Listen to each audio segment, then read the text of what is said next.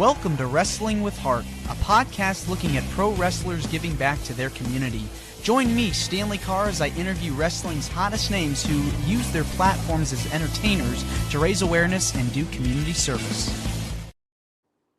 Hello and welcome to another edition of Wrestling with Heart. This is the podcast where we talk with professional wrestlers and professional wrestling personalities about their lives in and outside of the ring, as well as doing acts of charity work, community service, volunteering, and spreading positivity. We're always about the positive vibes here on the show.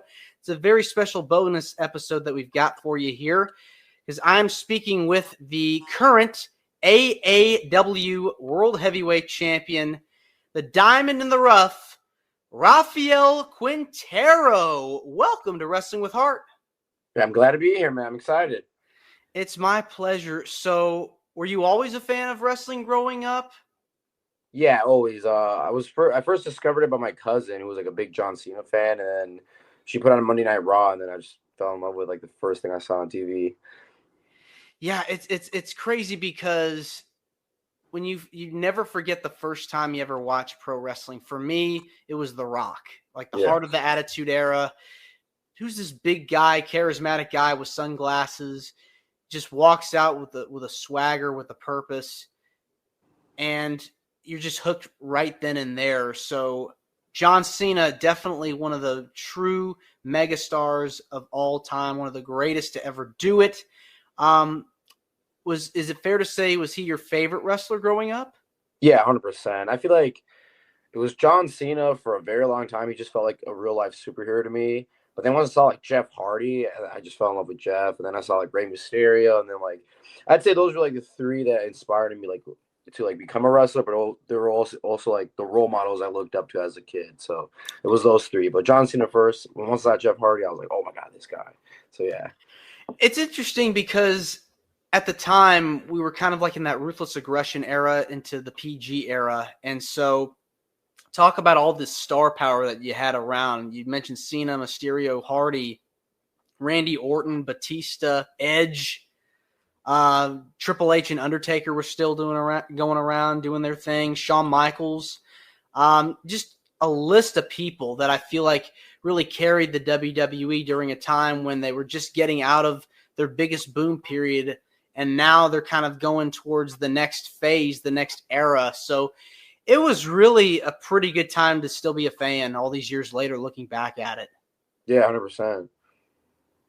What was it about John Cena that made you go, I like what he's doing. I really love the kind of character that he has, and made you go, I want to pursue a career in this? I don't know why. I feel like as a kid, I always liked watching TV and like seeing stuff that was on TV, whether it was movies or TV shows. But like when I saw like John Cena, like I'm actually not really like a big fan of like superhero movies for some reason. Like I'll watch them, but I'm not like a hardcore fan. But like I remember just seeing my cousin was like hyping him up. Basically, she was like, "There's a guy named John Cena. He's on TV," and we click on USA Network, and John Cena was like the first one on TV. And I don't know why, like, it just felt so cool to see him. You beat John Cena, because this was around the time when he, like, had the spinner belt, the WWE spinner belt. And I remember just seeing that, I was like, whoa. Like, I guess it just felt like a real-life superhero. Like, I've known about, like, Superman and all these superheroes, but for some reason I didn't care that much about that as a kid. But, like, when I saw Cena, it just made my eyes open wide. And, like, it presented the world of wrestling to me. So it was I wish you could go back and relive that feeling again, but yeah. And I think too, like the rivalries that he had with Triple H, with Shawn Michaels, with Edge, with RVD. Yeah. You could go down the list. Kurt Angle, just some of the people that, back then it was like match after match after match. It was really incredible. I think back to the match he had with Shawn Michaels in London, England, where they went for an hour long. I was like, it's crazy. And it made you go, this is why I'm a fan of this. Yeah. And so do you remember the time, the age where you decided, I want to give wrestling a shot. I want to make this a career, how I want to make my living? Well, so I wanted to be a wrestler as a kid, but the dream was just there, like the idea of it. I just never pursued it. And then I'm pretty sure it was either middle school or high school. There was a school called PPW, Premier Pro Wrestling in Woodstock, because I used to live in Belvedere when I lived with my family.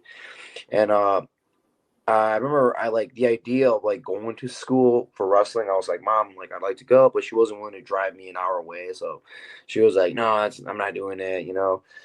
But then I was just kind of like, Like I was always a fan of wrestling. I just never thought it'd be wrestling though until I was basically BMXing for a while. I did it for like 6 years. I ended up getting sponsored, and I moved out to the Chicago area. And then when I was out here, I kind of just didn't really like.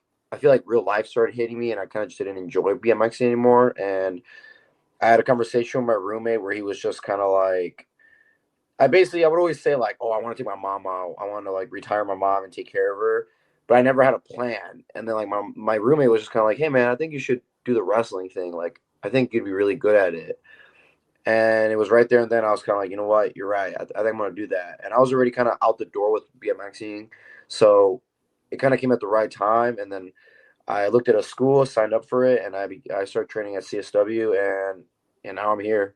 But it was all because of a conversation with my friend, and I always say like I would have never thought I'd become a wrestler. It was just a thing I liked, but like somehow, some way, like me pursuing BMXing made me come out here, and then I found that. So like, and now I'm here. So it's pretty cool.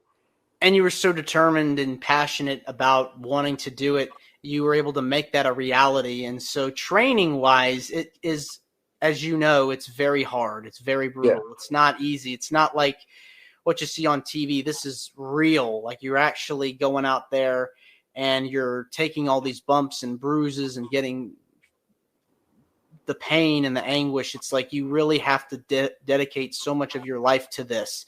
Um, Wrestling school, what was your experience trying to figure all this stuff out and get it put into motion?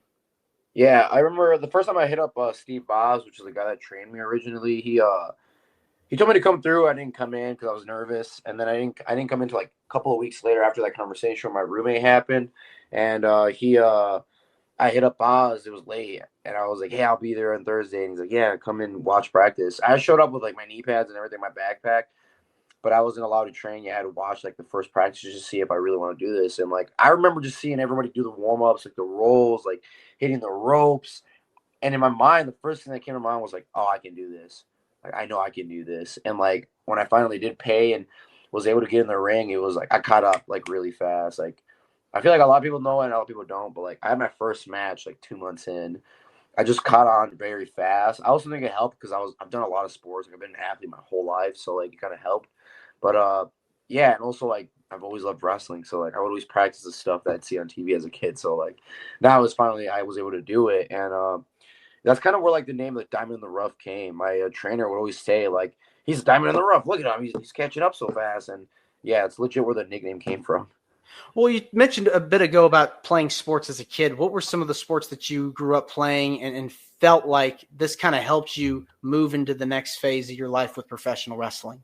Yeah, the first sport I ever did was soccer. Then I did amateur wrestling in middle school. Then I did football. And then I did skateboarding. I did BMXing. I did boxing. I had an amateur bout and everything. So I feel like I'll forever say like boxing was the hardest sport I ever did. But I was always an athlete. Like I'd always go work out and stuff. So like it all was like a mixture. It all helped me do stuff. So I feel like I always have my friends say like, oh, I think BMXing helped you. That's why you do all these like dives and stuff. But I feel like that helped me like not be afraid of like the crazy stuff. But then boxing was the sport that I'll forever say is the hardest sport I've ever done. It taught me discipline. It taught me a lot. Like how bad do you want something? So like, yeah, I feel like I'd say boxing, like BMXing helped a lot to be honest. But every sport helped at the end of the day. But yeah. And two, I feel like it gives you that well-rounded education because you're getting all this knowledge and information that I feel like can play into so many different avenues and different fields, not just even in outside of sports as well. Because if you want something that bad enough, you have to go after it full on. Yeah, So 100%. it's definitely worth having these opportunities to know how to use your body, how to work with your body, and then of course parlaying that into working with other people. It is like a dance because you're constantly going over moves and you're trying to figure out ways on how to do this and that. And so when you're working with trainers and coaches, what are some things that they are telling you when you're just starting out in the business that you've kind of applied to today?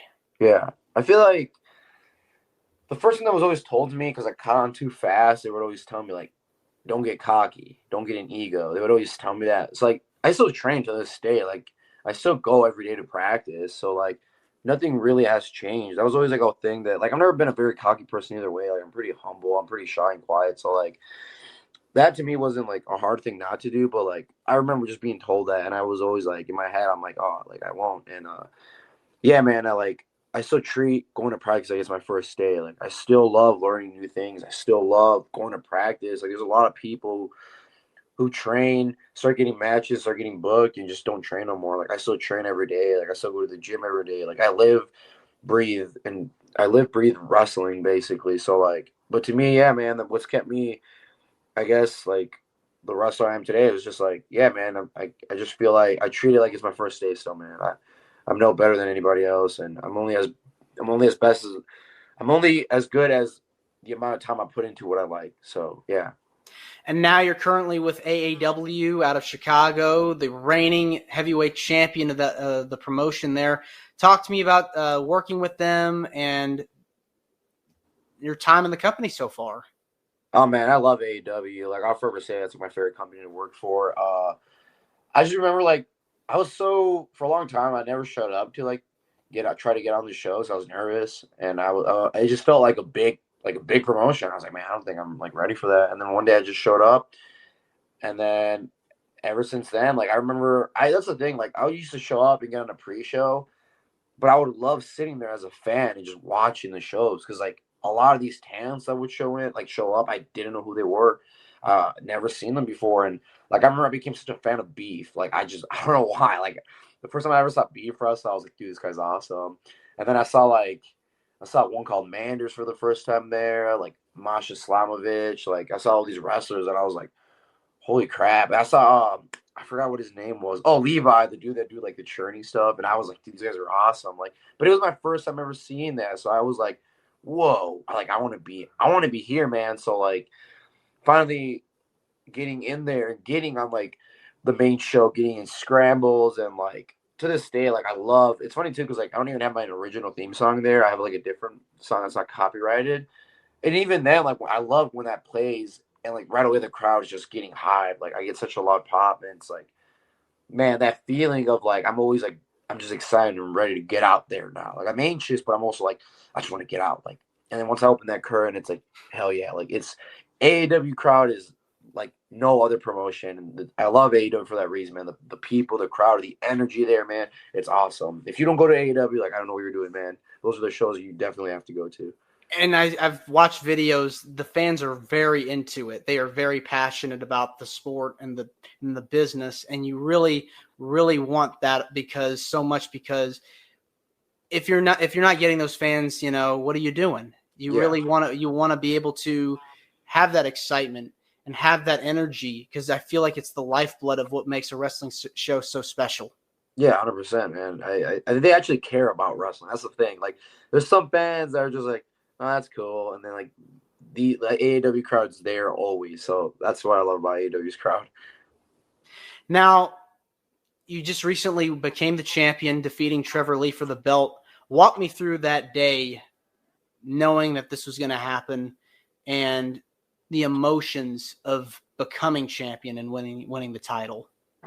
I feel like I don't know why, but every time every time something big's gonna happen, I never get anxious the day of. Like I kind of just like it never hits me until I get there, and then I'm kind of like, oh crap, this is real, huh?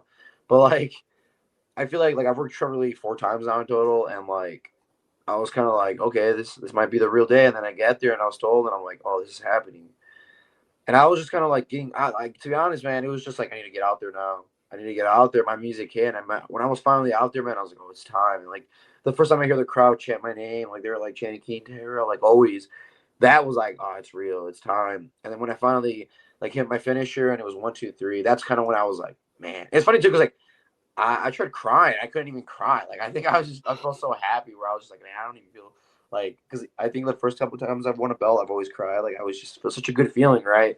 But this time I couldn't even cry, man. It just felt I felt sad and happy in the inside, but it was way more happy where I was like, finally I did it. Like And like it's funny too because looking back at those photos, like of me with the belt, I'm like, that's so crazy, man. Like I did it, and I remember coming back through that curtain, like people clapping for me. So like, yeah, man, like it meant a lot to win that belt, and especially like I'm a big fan of Penta and like Phoenix, and like now I'm on that list of those dudes that I see on TV. Like, and I'm like, bro, I have the same belt this dude used to have. So like that to me is so cool, man. I get to be on the list with a bunch of people who are like big names and people that I look up to. So yeah.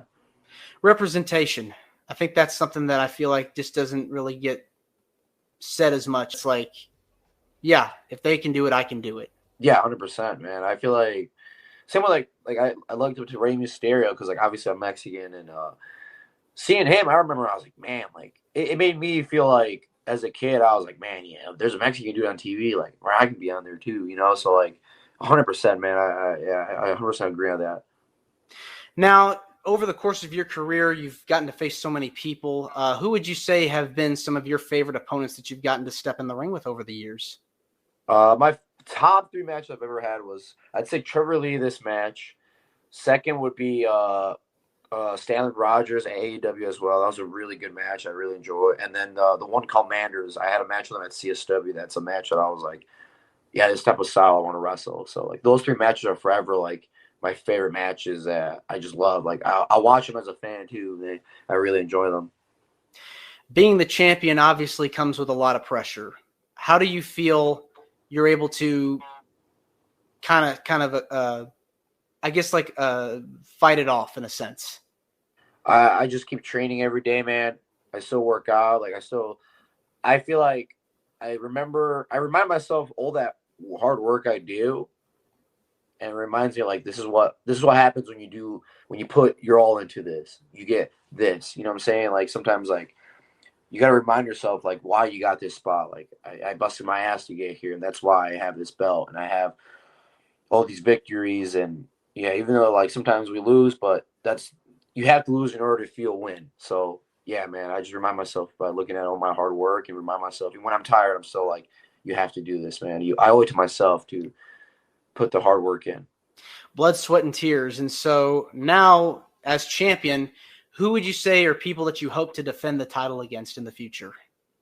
Man, anybody and everybody, man. I feel like so many people are hungry to get on AAW, and I feel like the best go to AAW, man. So anybody, man. And you've got a big show coming up. Yeah, Let's man. talk about it. AAW at Return to Bourbon Street.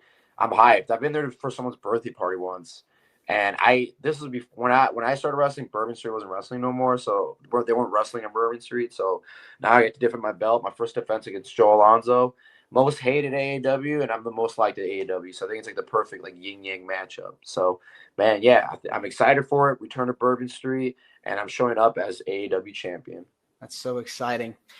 Now, we here at Wrestling with Heart are very passionate about communities and working with communities. You've obviously, I'm sure, have done stuff in your community to help out and give back. What are some things that you're very passionate about, different causes or things that you've been able to do to help make a difference? Actually, there's a wrestler by the name of Axel Rico. He does this thing for the canine, for the dogs.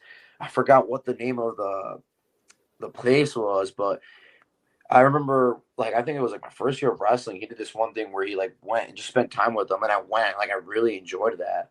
And I've actually like when you like mentioned this, I would love to spend time with cats. Like, I don't know any like places that have cats, but I would love to spend time with cats. I actually have a cat, but like I'm a big fan of cats. It's kind of like I feel like you wouldn't expect that from me, a wrestler, but like yeah, I'm a big fan of cats and stuff. So yeah. How long have you had the cat for? I've had her 4 years now because I got her the first year when I first moved out. Oh man, that's so nice to have a pet and be able to have like a companion, especially if you're on the road traveling. It's nice to have a friend with you to be able to pass the time. Yeah. I also used to help out at a church back in the day when I was younger too. So like, that was always fun too. It was like a random thing I would do. So that was pretty cool. Did they do like food banks and helping out the homeless, like kind of that kind of stuff, like fundraisers?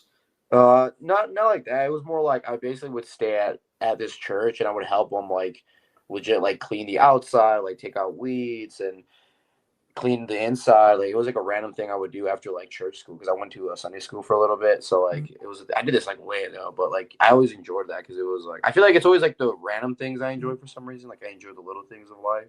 So like yeah, that was always fun to do. Same with like going to see like the dogs and take care of the dogs and clean their cages and stuff like that was like I don't know why like I enjoy the random little things of life for some reason. You know, life is definitely precious. Yeah, You want to 100%. be able to make the most of it and be able to help out as many people or animals as you possibly can, because it's just you never know what could happen in their time of need, you know, when you have dogs or cats or people that are sick. Yeah. What is it about giving back to the community that gives you the most joy? I feel like it's just like that feeling. I feel like everyone feels good after they do something good, but I feel like knowing that I'm helping something or someone, that feels good. Or just seeing like I remember I picked up this dog and it was so happy. Like I've never had a dog, but like I remember like this like these animals feel so happy just to see you walk in. Kind of the same way when I come home and my cat's like running to the door. Like it's similar to that. It's just like it's just a joy. It makes you feel happy, but also makes you feel the animal feel happy. You know what I'm saying? Exactly. It just feels real good inside of you. Yeah, 100%. You Yeah. know that you're doing something for a special reason. Yeah. Outside of AAW, what would you say are your future goals in the wrestling business? I would like to just travel the world more, man. I recently went to Las Vegas for GCW, and that was just. I mean, I was so grateful to be even have that opportunity to even step on a plane and come back home and think about all the things I did out there. So like, I like to get out there more. I like the world to see who Quintero is. I feel like I'm everywhere in the Chicago scene, and it's time to get out there more. So I would love to get out of the state too. I'd love to wrestle in Mexico, and I would also make a couple more appearances on TV wrestling too. WrestleMania weekend is always exciting because it's unpredictable. You meet so many different people from around the world. You have a bunch of cards already stacked with talent.